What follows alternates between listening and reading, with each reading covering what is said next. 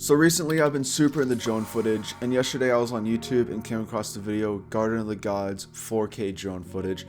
After watching it I realized, hey, that place isn't too far from my house. So I immediately went to my phone and called my best friend to tell him to get ready ASAP because we're gonna go on an adventure.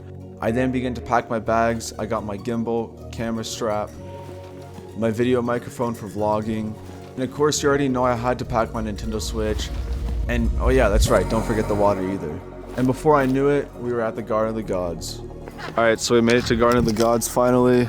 It couldn't have been a more perfect day. The skies were clear, there's barely any wind, so we busted out the drone immediately to get that awesome drone footage.